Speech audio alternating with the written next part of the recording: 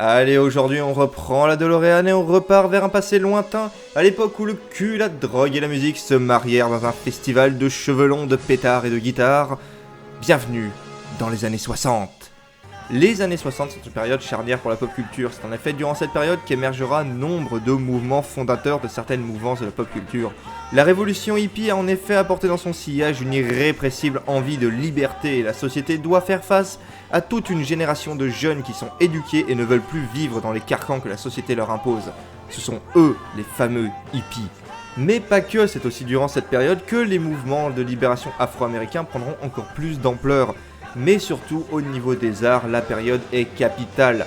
La période verra en effet l'émergence de la culture dite underground, qui se pose avant tout en opposition avec la culture dite classique. Et si au cinéma, le plus grand symbole de cette culture reste et restera le phénomène des Midnight Movies, dont le porte-étendard actuel reste The Rocky Horror Picture Show, par pitié allez voir ce film, c'est une tuerie absolue, c'est bien Fritz the Cat qui occupe ce trône pour le monde des comics. Le personnage de Fritz the Cat est créé en 1959 et devient rapidement un symbole de cette contre-culture. Et bien que sa popularité ait un peu baissé avec le temps, elle connaîtra un regain avec le film fait à sa gloire en 1972 par Ralph Bakshi. Et ouais, le même à qui l'on doit Le Seigneur des Anneaux dont je vous ai déjà parlé.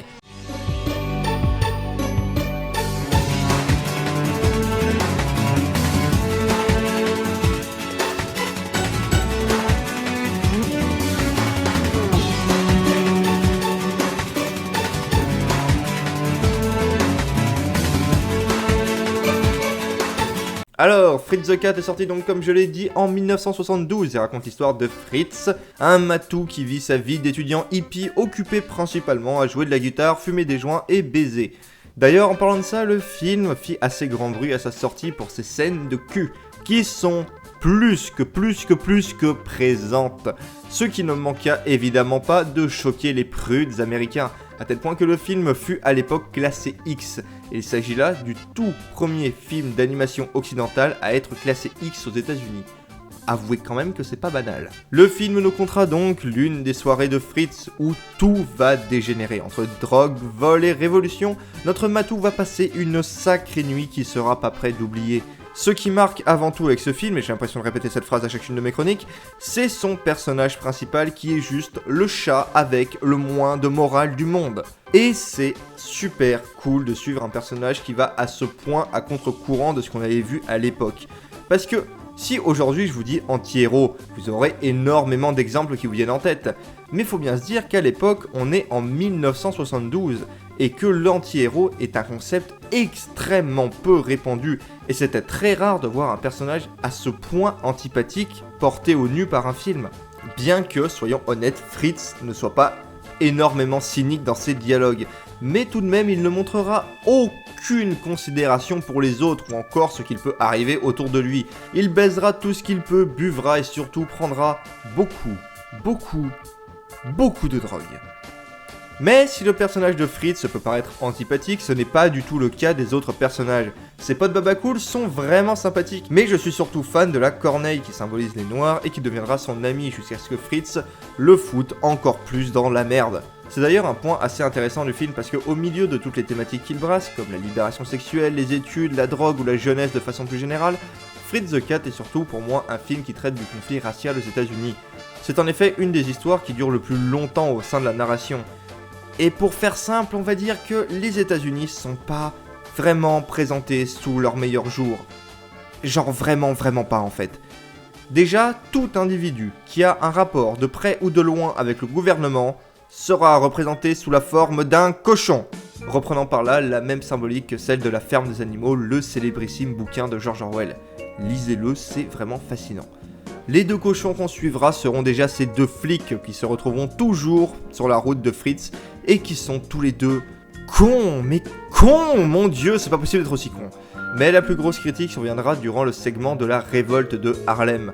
Par un concours de circonstances complètement niqué de la tête, notre cher Matou va se retrouver être l'épicentre d'émeutes entre les Noirs et la police. Et disons que, pour le coup, le gouvernement décidera de régler le problème de manière assez radicale. Pas en essayant d'écouter ou de calmer les esprits, hein, non, ça c'est pour les tapettes. Ça vaudra jamais un bon gros lâcher de napalm pour régler le problème. I love the smell of Après, est-ce qu'on peut dire que si plus personne est vivant pour se plaindre, alors le problème est réglé? C'est un débat ouvert, on va dire. Et si vous vous dites qu'on a atteint le paroxysme du délire, dites-vous que 20 minutes plus tard, Fritz finit par aider des révolutionnaires néo-nazis à faire exploser une centrale électrique. Voilà. Bon, vous aurez compris, Fritz, c'est pas forcément pour tout le monde. En fait, non. Fritz, c'est pas du tout pour tout le monde. Déjà, pour cette thématique, mais surtout parce que c'est un film qui ne reculera devant rien. Déjà, et ça c'est évident, vous verrez beaucoup de drogue, de seins et de chibres. Mais le film se privera pas non plus par exemple pour vous montrer des scènes d'agression vraiment violentes, voire carrément des viols. Mais faut pas croire que le film en fait l'apologie. Tous les personnages prenant des drogues dites dures par exemple, sont présentés comme des sous-merdes, notamment le néo-nazi héroïnomane. Tout comme le viol, soyez pas cons, évidemment que le film en fait pas l'apologie comme j'ai pu le lire de ci de là. Et si vous vous demandez pourquoi est-ce que Fritz ne réagit jamais de façon normale face à tout ce bordel, eh bah c'est pas bien compliqué. Fritz est complètement défoncé du début à la fin. C'est quand même, il me semble, assez évident. Au niveau technique, le film est dans la pure veine de ce qui se faisait à l'époque. Ça éclate pas des ronds de chapeau, mais c'est tout à fait correct.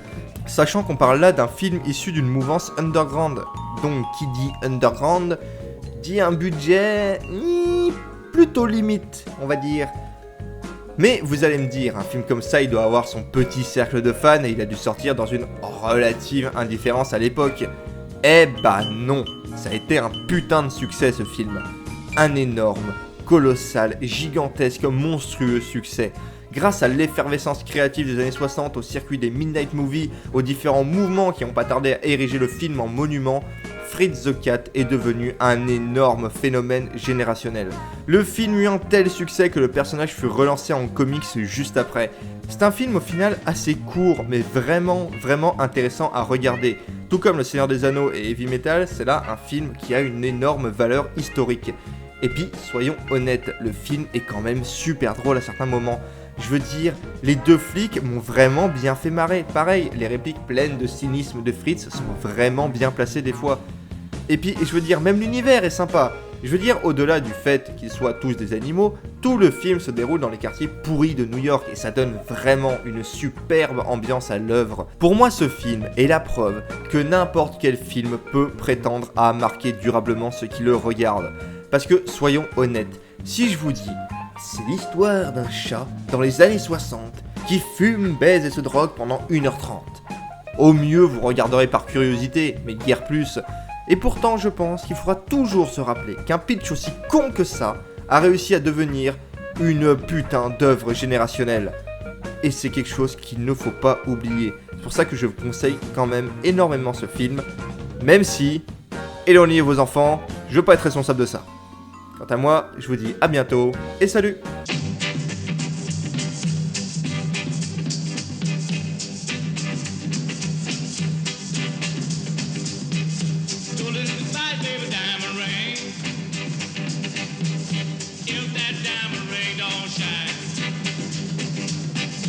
He gonna